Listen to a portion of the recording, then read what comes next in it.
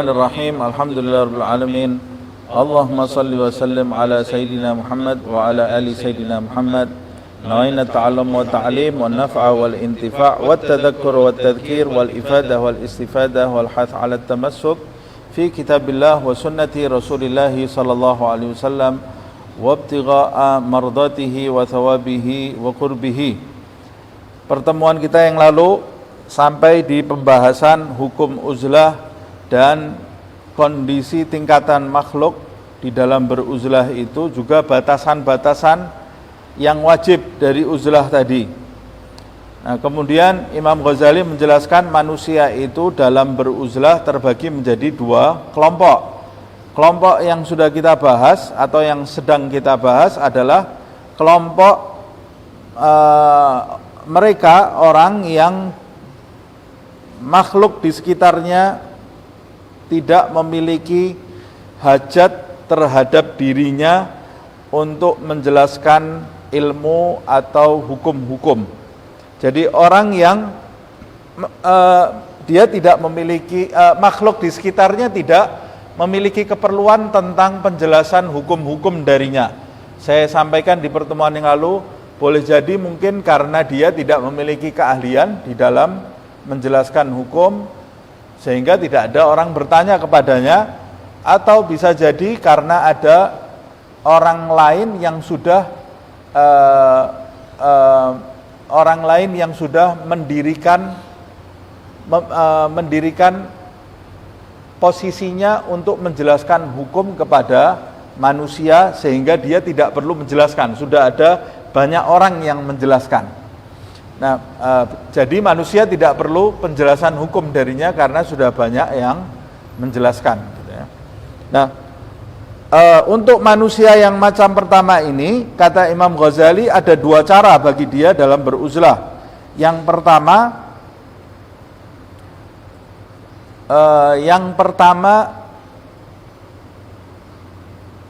fala yukhalituhum illa fi jum'ah au jama'ah. Yang pertama adalah kumpul bersama manusia, maksudnya tinggal di tengah-tengah manusia. Ini cara pertama ya, tinggal di tengah-tengah manusia dan tidak bergaul dengan mereka kecuali tidak bertemu dengan manusia kecuali hanya di Jumat, sholat jamaah, sholat id, haji, majelis taklim, atau yang terakhir untuk kepentingan hidup, beli ke toko untuk melanjutkan hidup, umpamanya beli beras, beli sabun, beli hal-hal untuk keperluan hidup. Selebihnya tidak kumpul dengan manusia. Ini cara uzlah yang pertama. Cara uzlah yang kedua,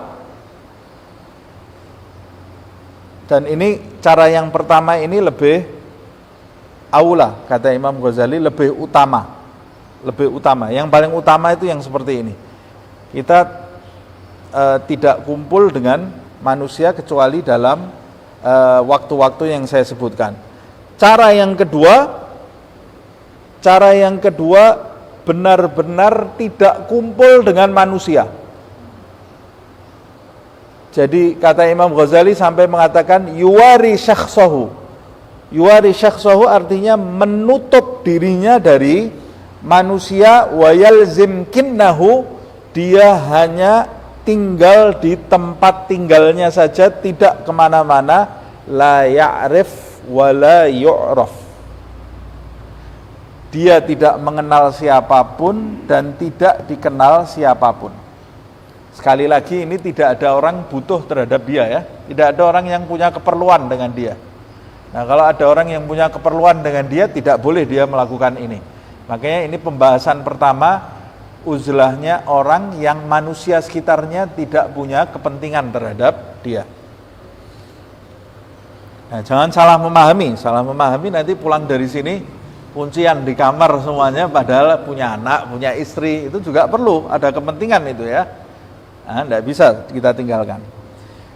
Nah, kata Imam Ghazali, kalau kamu mau menggunakan cara yang pertama tadi, yaitu uzlah tapi kumpul dengan orang di Jumat, sholat jamaah dan lain-lain, itu lebih utama. Tapi kalau kamu merasa saya kalau kumpul orang, walaupun Jumatan saja saya kumpul orang, saya bisa rusak. Ketemu orang saya bisa rusak. Karena Jumatan sekarang sudah tidak aman umpamanya. Waktu Jumatan itu banyak orang ngobrol, nanti saya tengah-tengah Jumat juga diajak menggunjing orang, diajak ngobrol soal politik, soal pro sana, pro sini, semuanya bikin keruh hati umpamanya. Saya majelis taklim juga, yang hadir majelis taklim tidak sungguh-sungguh, saya juga diajak ngobrol yang tidak ada hubungannya dengan agama. Saya mau hajinya sekarang juga dirusak saya di jalan dengan pemikiran-pemikiran yang tidak baik. Mau jalan menuju ke Ka'bah aja ada macam-macam dunia, gemerlap dunia yang untuk saya bisa terganggu, belum tentu orang lain terganggu. Tapi kalau saya lewat situ saya bisa rusak. Jadi setiap orang tahu dirinya masing-masing. Jadi apa yang harus saya lakukan? Saya pilih cara kedua. La jum'ah wala jamaah wala haj wala majlis taklim. Saya mau tinggal kunci diri saya di dalam rumah, tidak mau dikenal dan tidak mau mengenal. Kalau mau menempuh cara kedua ini, maka bagi kamu ada dua jalan. Jalan pertama, kata Imam Ghazali, kamu pergi ke tempat yang tidak ada orang di situ dan jauh dari kumpulan manusia. Jauh dari kumpulan manusia ini berarti jauhnya masafat qasar lebih lagi, supaya kamu tidak terkena kewajiban Jumat. Karena kalau kamu masih kumpul dekat dengan manusia, kena kewajiban Jumat, kamu ninggalkan Jumat, dosa kamu. Jadi caranya bagaimana supaya saya tidak kumpul sholat Jumat dan lain-lain? Saya pergi ke puncak gunung atau di tengah hutan. Di tengah hutan, menyelamatkan agama di dalam diri saya. Dan kata Imam Ghazali, sepertinya inilah jalan yang ditempuh oleh beberapa ubad ahli ibadah di masa lalu. Kita sering mendengar ahli ibadah di kisah-kisah riwayat-riwayat yang lalu menyembunyikan diri mereka di puncak gunung di dalam hutan, karena mereka semua itu ingin, bukan mau cari kesaktian ya. Kalau zaman sekarang sembunyi di gunung cari kesaktian, mereka tidak perlu kesaktian, mereka ingin kedekatan di sisi Allah Subhanahu wa ta'ala, ingin menyelamatkan agama mereka, pulang ke kampung akhirat membawa qalbun salim, hati yang selamat. Itu mereka takut. Mereka takut itu. Nah, entah nanti di dalam perjalanan rohani mereka oleh Allah diberi kekeramatan, itu dapat pasti kekeramatan, tapi bukan itu yang mereka cari. Yang mereka cari adalah menyelamatkan agama. Orang zaman sekarang pergi ke gunung cari sakti. Saktinya belum tentu dapat, dekatnya jelas tidak dapat. Tambah rusak hatinya. Pulang jadi lebih sombong dengan kelebihan yang mereka miliki. Tidak perlu sakti-sakti. Sakti yang paling betul itu kalau kita mendapat ridho Allah Subhanahu wa ta'ala, selamat agama kita. Nah, atau cara yang kedua, maka Imam Ghazali menjelaskan cara yang kedua, wa imma an ayyatayaggan bil haqiqah anna ad-darar alladhi yuhiqu min mukhalatin nas bisabab hadhihi al-furud a'zam min tarkiha fa hina idzin yakunu lahu udzur fi dzalika. Cara yang kedua itu dia tetap tinggal bersama orang.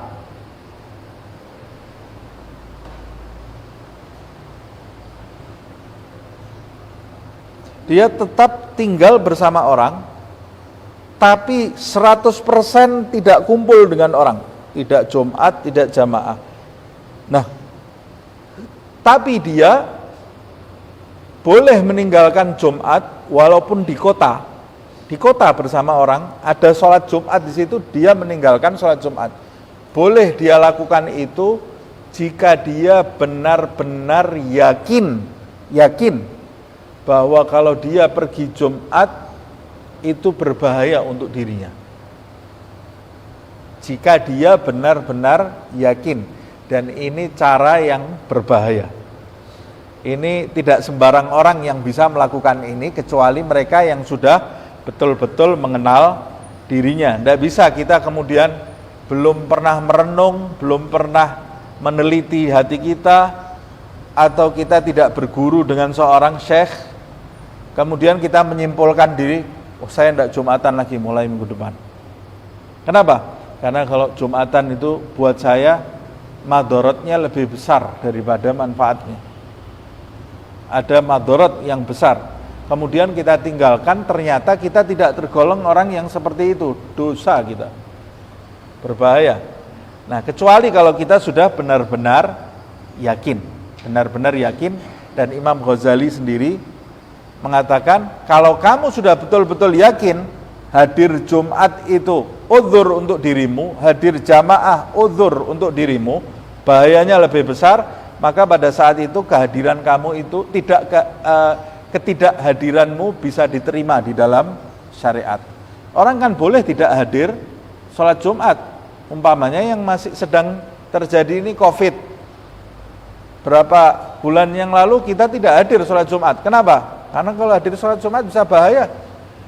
Masih kental virusnya di mana-mana, makanya kemudian PSBB. Nah, itu fisik. Bagaimana dengan rohani? Rohani ini lebih penting daripada fisik. Keselamatan agama itu lebih penting daripada keselamatan jasad kita. Keselamatan agama itu lebih penting. Walaqad ra'aitu, ini yang dibaca tadi ya. Saya sengaja saya ulang supaya tidak salah paham ya, supaya tidak bingung. Walaqad ra'aitu aku telah melihat di Mekah, di kota Mekah, harasahallah, semoga Allah menjaga kota Mekah, ba'dal masyayikh al-mutafarridina min ahlil ilmi.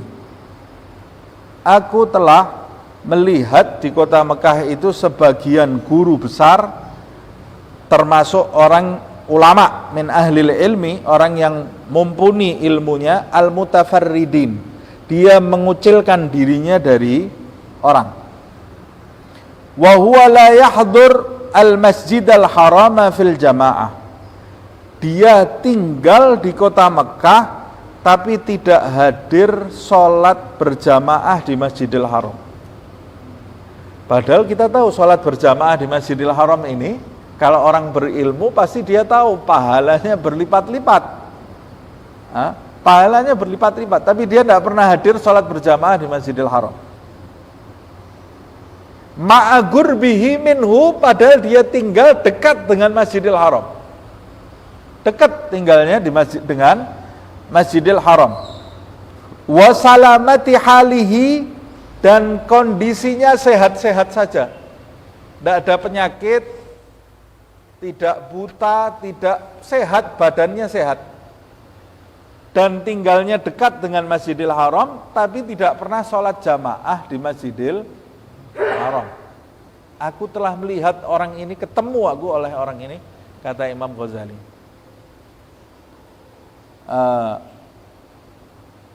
Fahawartuhu fi dzalika yauman fi hali taraddudi ilaihi. Maka aku bertanya kepada dia, berbincang-bincang tentang hal itu, kenapa dia kok tidak hadir sholat berjamaah di Masjidil Haram, fi hal taraddudi ilaihi, di saat aku sering mondar-mandir menuju ke tempatnya. Berarti Imam Ghazali ini mengambil ilmu dari orang ini. Taraddud, dia mondar-mandir ke rumah ulama yang tidak sholat berjamaah di Masjidil Haram ini. Nah, lihat ini, orang itu jangan segera mengklaim orang ya, padahal dia ahli ilmu yang luar biasa. Kalau zaman sekarang mungkin guru apa itu, tidak pernah sholat berjamaah, selesai, diklaim dia ini guru sesat. Padahal dia punya manfaat. Akhirnya orang-orang ini terharamkan dari keberkahan guru ini karena hobinya manusia zaman sekarang ini menyetempel. Stempel, ini sesat, ini orang fasik, ini orang. Hobi menghukumi orang akhirnya banyak keberkahan yang tidak sampai kepada dirinya. Jangan pernah menghukumi orang, jangan tergesa-gesa menghukumi orang, atau bahkan jangan pernah menghakimi orang. Datang dulu, tanya alasannya. Ini Imam Ghazali, sekelas Imam Ghazali, ini tidak menghakimi orang. Datang, fahawartuhu, aku berbincang-bincang dengannya. Aku tanya kepada dia tentang kondisi dia itu. Fadzakara min udrihi, maka dia menjelaskan udurnya itu, ma asyarna ilaihi, seperti yang kami jelaskan di atas, yaitu dia merasa dengan kehadirannya berjamaah itu madarat yang dia dapatkan untuk agamanya akan lebih banyak. Wa huwa anna ma yahsulu minat thawab la yafi bima yulhiguhu minal atham wat tabi'at fil khuruj ilal masjid wa liqa'in nas. Apa alasannya? Dia menjelaskan kepada Imam Ghazali, kalau saya sholat berjamaah di Masjidil Haram, maka pahala yang saya dapat dari sholat berjamaah di Masjidil Haram itu tidak bisa mengcover dosa dan keburukan yang saya dapat dari perjalanan ke Masjidil Haram sampai pulangnya. Begitu pula dosa sangkut dengan orang, dengan makhluk. Terlalu banyak nanti yang saya dapat. Jadi ini dia hitung-hitungan ini. Kalau saya sholat ke Masjidil Haram, pahalanya banyak. Kemudian kalau ada dosa-dosa yang saya dapat, pahala saya masih nutup, ya saya sholat ke Masjidil Haram. Tapi ini saya hitung-hitung, ini bukan kira-kira ini ya. Ini hakikat, dia yakin. Saya hitung-hitung kalau saya sholat di Masjidil Haram, nanti saya di jalan ketemu fulan, gosip. Di sebelah sini saya lihat su'don terhadap orang. Nanti di sebelah situ nanti saya pasti bakal marah, lihat tingkahnya orang macam-macam. Dan dosa apa lagi yang tidak terpikir dengan di dalam diri kita yang dimaksud dengan guru besar ini. Kata dia, kalau saya hitung-hitung, saya rugi, bangkrut saya, kata dia. Ini kalau saya ke Masjidil Haram, saya pulang bawa dosa lebih banyak daripada pahala, makanya lebih baik, keuntungannya besar, tapi saya tidak ke situ.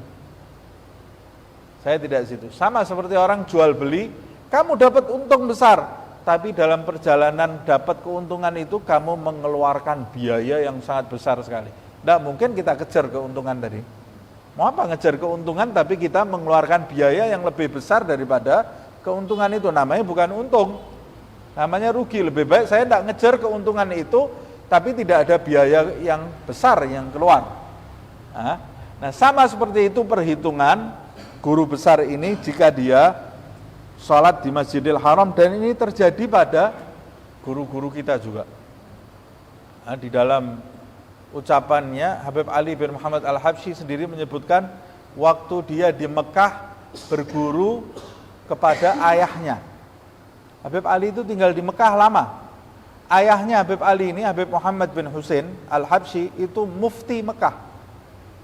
Orang besar, punya kedudukan tinggi di sisi Allah SWT, dan di mata manusia dia mufti Mekah lagi ya.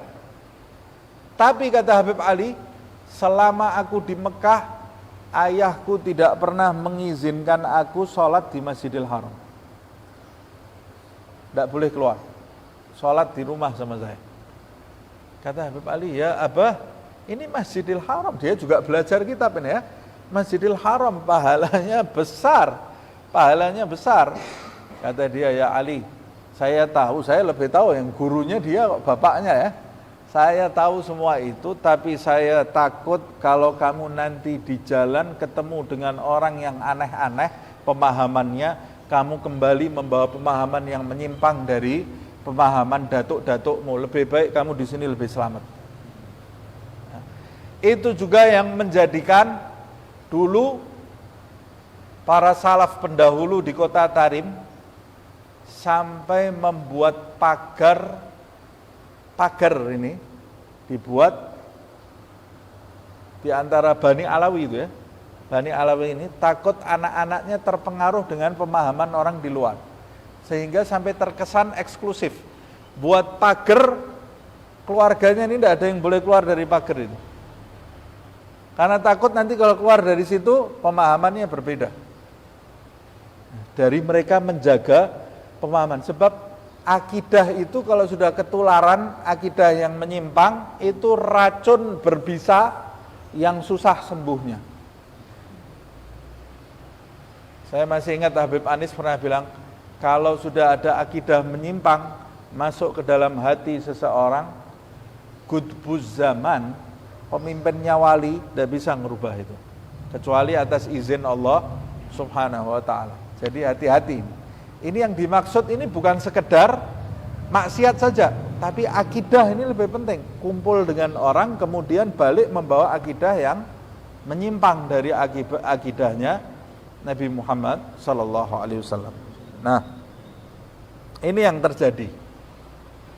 Nah, setelah itu kemudian di antara Bani Alawi itu ada yang keluar berdakwah sampai ke India, sampai ke Indonesia.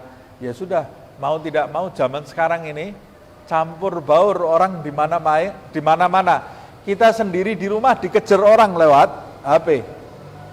Nah, orang sekarang lebih sering bergaul melalui HP daripada hadir majelis taklim. Lebih sering belajar dari HP daripada belajar dari guru. Lebih sering belajar dari YouTube daripada belajar dari kitab-kitab. Nah, bagaimana pemahamannya tidak menyimpang? Padahal orang zaman dulu takutnya mereka dari pemahaman yang menyimpang dari dosa sampai seperti ini, mereka melakukan hal seperti ini. Kemudian kita lanjutkan. Qultu ana. Nah, ini sekarang pendapatnya Imam Ghazali. Kalau membaca kitabnya Imam Ghazali jangan tergesa-gesa. Karena Imam Ghazali itu pasti nanti merajut semua pendapat-pendapat yang dia ungkapkan melalui kesimpulan-kesimpulan ya. Qultu ana, aku berkata, wa jumlatul amr, kesimpulan dari perkara ini, perkara orang yang di tengah kota tapi tidak sholat jamaah, fala itab alal ma'dzur, tidak ada teguran bagi orang yang punya uzur. Bagaimana orang punya uzur mau kita marahi? Mau kita tegur dia? Kenapa kamu tidak sholat Jumat? Kenapa kamu tidak sholat jamaah? Saya sakit, dimarahi. Haram tidak sholat Jumat, loh orang sakit kok. Fala itab alal uzur, tidak ada hukuman, tidak ada teguran bagi orang yang punya uzur, alal ma'dzur. Wallahu ta'ala aula bil uzur, dan Allah subhanahu wa ta'ala lebih faham gitu ya terhadap uzur tadi. Wa huwa alimun bidzatis sudur, dan dia maha mengetahui terhadap segala sesuatu yang ada di dalam dada seseorang. Allah subhanahu wa ta'ala lebih faham tentang uzur orang lain. Jadi kalau ada orang punya uzur, kita tidak usah mengira-ira, tidak usah menyalah-nyalahkan dia. Tidak boleh ada orang umpamanya tidak sholat Jumat atau tidak sholat jamaah, kemudian dia mengatakan, kenapa kamu tidak sholat Jumat? Sakit. Sakit betul atau tidak? Tidak ada hak kita untuk membuktikan dia sakit betul atau tidak. Kalau ada orang bilang sakit, ya sudah sakit. Tidak boleh kita bawa alat, kemudian kita cek. Oh, sakit betul atau tidak? Kamu yang sakit itu, bukan orang itu yang sakit. Nah, kita tidak punya hak untuk mengetahui dalam-dalamnya orang. Tidak punya hak kita. Allah subhanahu wa ta'ala yang berhak terhadap uzur orang itu. Ya sudah, serahkan kepada Allah subhanahu wa ta'ala. Nanti Allah yang menghukumi, karena Allah yang lebih tahu. Walakinna tariqil adl fihi huwal awal. Tapi walaupun saya tergolong orang yang membolehkan cara kedua ini, cuma menurut Imam Ghazali cara yang paling seimbang gitu ya, yang paling adil, yang paling mudah diterapkan gitu ya, tidak berlebih-lebihan. Itu cara yang pertama ini. Cara yang pertama ini lebih mudah kita jalankan, yaitu kumpul dengan orang ini ya, bi ayyusyarikan nas fil jum'ah wal jama'at wa durubil khairat. Caranya yang pertama bagaimana? Berkumpul dengan manusia di Jumat dan jamaah, juga berbagai macam kebaikan. Wa yubayyinahum fima siwa dzalik, dan kemudian menjauhi mereka dari selain hal-hal di atas. Nah, ini cara yang lebih mu'tadil, cara yang lebih tepat menurut Imam Ghazali. Yang lebih gampang, yang lebih luas, cara yang lebih luas lah. Nah, kalau yang pertama tadi cara yang ekstrim. Cara yang ekstrim ini nanti mesti banyak tantangannya. Orang banyak datang ke dia banyak menjadikan orang lain su'dzon nanti ya. Tapi kalau cara yang kedua ini orang biasa saja, dia tetap hadir jamaah, sholat Jumat dan lain-lainnya. Fa in ahabbat tariqi tsani bi ayyaqta'a 'anin nas bi marratin, kalau kamu tapi tetap menginginkan cara yang kedua, yaitu dengan cara memutuskan diri dari manusia bi marratin albattah, total. Kalau kamu tetap ingin cara yang kedua ini, fasabiluhu al-khuruju ila mawadi'a la tatawajjahu alaihi hadhil furud tamma. Kalau kamu mau pilih cara yang kedua, menurut Imam Ghazali lebih baik kamu itu pergi ke tempat yang hal-hal yang fardu ini tidak mengikuti kamu. Jumat jamaah itu menjadi tidak wajib buat dirimu setelah itu. Nah, jadi ini kesimpulannya Imam Ghazali. Ya, yang lebih gampang itu dua cara ini. Yaitu kamu mau kumpul dengan orang, tetap hadir Jumat, jamaah, majelis taklim, atau kamu tidak mau kumpul sama sekali dengan orang, pergi ke tempat yang menjadikan kamu tidak wajib melakukan Jumat dan hal-hal lainnya. At-tariqi tsalits, cara yang ketiga, ayyakuna ma'an nas fi misrin wahid la yahdur jum'ah wala jama'ah li'udhrin yarahu fi dhalika min wuzrin aw tabi'atin alaihi fa innahu yahtaj ila nadhar daqiq wa awarid azimah. Sedangkan cara yang ketiga yaitu bersama manusia di kota, di perkotaan gitu ya, bersama manusia, tapi tidak hadir Jumat, tidak hadir jamaah karena melihat suatu udzur dalam kehadiran itu. Udzurnya apa? Kalau saya hadir min wuzrin, nanti pasti saya dapat dosa. Au tabi'atin alaih, atau saya pasti kalau hadir nanti punya sangkutan masalah dengan orang, gunjing orang, cerita fitnah dan lain-lain. Kalau kamu mau menempuh cara yang ketiga ini, fa innahu yahtaj ila nadharin daqi. Cara yang ketiga ini perlu penelitian yang sedetil-detilnya, tidak gampang menyimpulkan cara yang ketiga ini. Wa awarid azimah, dan banyak rintangan-rintangannya, karena kondisi itu mungkin bisa berubah dari hari ke hari, hatta yasgud dzalika anhu, sampai dibolehkannya kewajiban itu jatuh dari dirinya. Maksudnya sampai menjadikan dirinya tidak wajib sholat Jumat dan jamaah padahal dia tinggal di kota. Nah, ini perlu penelitian yang betul-betul sempurna dan rintangannya sangat banyak. Wa fihi khatarun minal ghalat. Lihat ini sudah diingatkan oleh Imam Ghazali. Dan cara yang ketiga ini fihi khatarun, ada bahaya kesalahan. Bisa-bisa kamu kalau menempuh cara yang ketiga ini, kalau kamu tidak mumpuni penelitian kamu bisa-bisa mau cari kebaikan malah dapat salah. Dan salahnya ini sangat berbahaya, fal awwalani aslam wa ahfad lahu.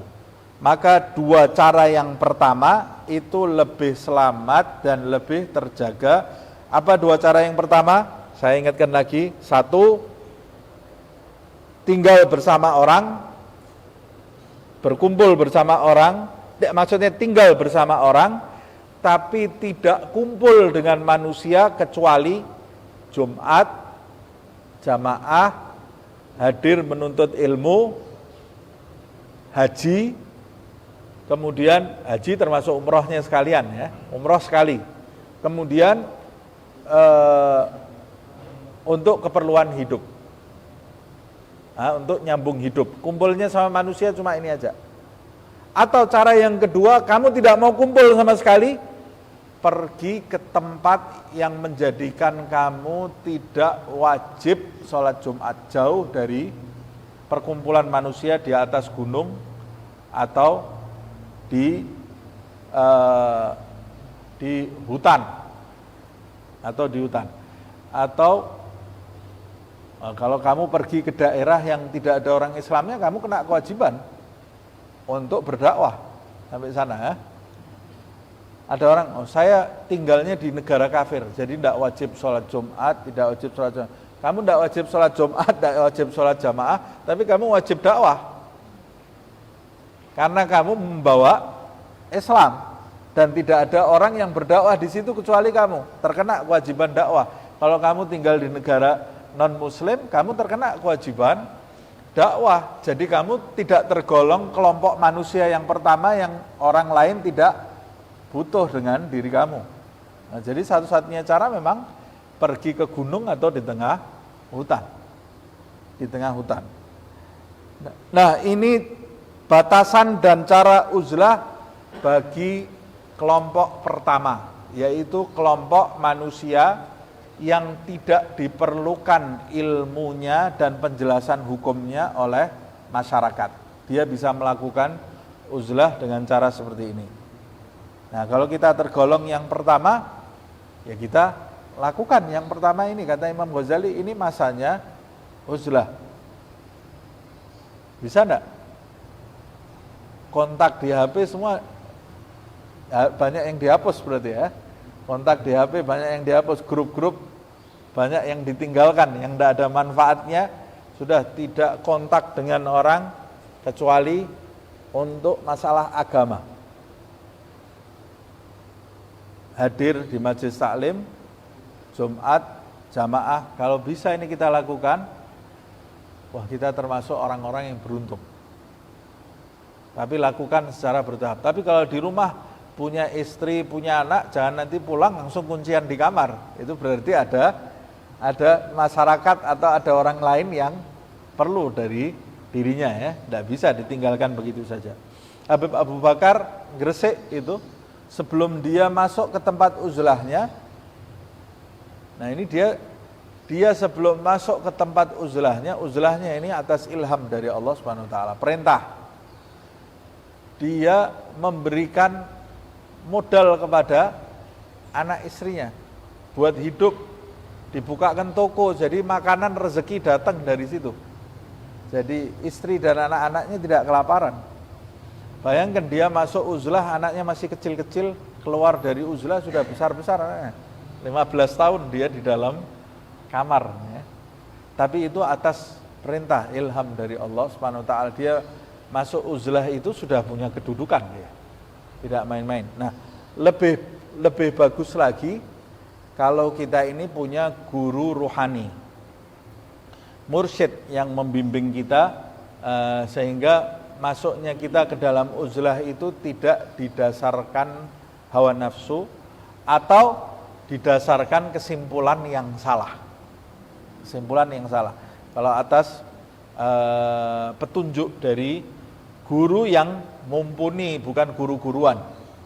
Mursyid yang benar-benar mursyid, maka itu bisa dilakukan. Kalau guru saya, Habib Umar bin Hafid, dia mengatakan kalau kamu tidak bisa menjalankan uzlah yang betul-betul uzlah, seperti yang disebut Imam Ghazali, minimal lakukan uzlah di malam dan hari Jumat.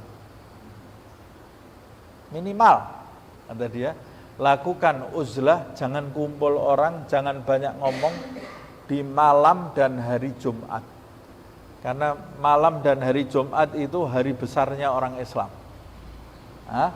Lakukan di malam Jumat dan di hari Jumat itu kamu dalam tanda kutip kamu wakafkan hari Jumat itu hanya untuk Allah, bukan untuk yang lain. Pekerjaan libur, ngobrol libur, TV libur. Nah, kalau bisa itu hebat. Kalau tidak bisa juga minimal di malam dan hari Jumat itu ada waktu lebih daripada hari-hari yang lain dalam bersolawat dan melakukan kegiatan-kegiatan yang terpuji. Nah, setiap orang itu harus melakukan segala sesuatu secara bertahap. Jangan pulang kemudian langsung uzlah 3 hari kemudian tidak kuat. Akhirnya terus malah dicaci ini Imam Ghazali. Apa ini tidak betul ini ternyata caranya Imam Ghazali. Nah, karena kamu ini masih TK langsung masuk universitas. Ya jelas tidak tahan 3 hari sudah keluar kamu ya. Nah, makanya segala sesuatu itu harus bertahap. Nah, alhasil ini yang dijelaskan oleh Imam Ghazali, tapi dalam pelaksanaannya jangan tergesa-gesa.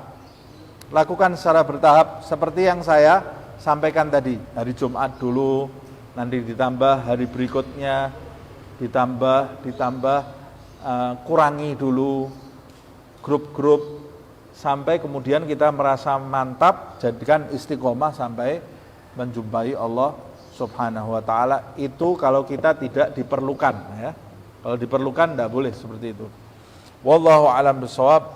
Semoga Allah Subhanahu wa ta'ala memberkahi hidup kita, menyelamatkan kita dari segala keburukan lahir dan batin, dunia dan akhirat, dan menjadikan kita termasuk mereka yang mendengarkan nasihat lalu mewujudkan di dalam kehidupan sehari-hari. Semoga Allah Subhanahu wa ta'ala memberikan petunjuk dan taufiknya ke dalam diri kita sehingga kita bisa melewati hari-hari ini dalam keadaan selalu diridhoi oleh Allah Subhanahu wa ta'ala sampai kita menjumpainya dalam keadaan yang terbaik. Amin ya rabbal alamin. Sirril Fatihah.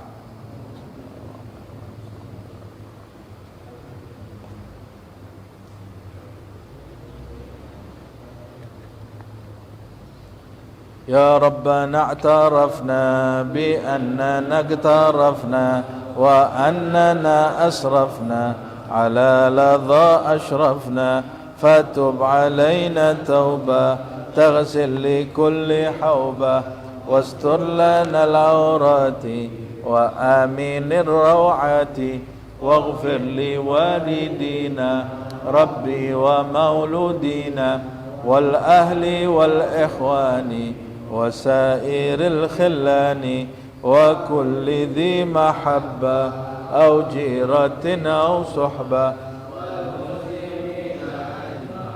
آمين ربي اسمع فضلا وجودا منا بالمصطفى الرسول نحظى بكل سول بالمصطفى الرسول نحظى بكل سول بالمصطفى الرسول نحظى بكل سول صلى وسلم ربي عليه عد الحب وآله والصحب عداد طش الصحب والحمد للإله في البدء والتناهي سبحانك اللهم وبحمدك أشهد أن لا إله إلا أنت أستغفرك وأتوب إليك سبحان ربك رب العزة عما يصفون وسلام على المرسلين والحمد لله رب العالمين والعفو منكم.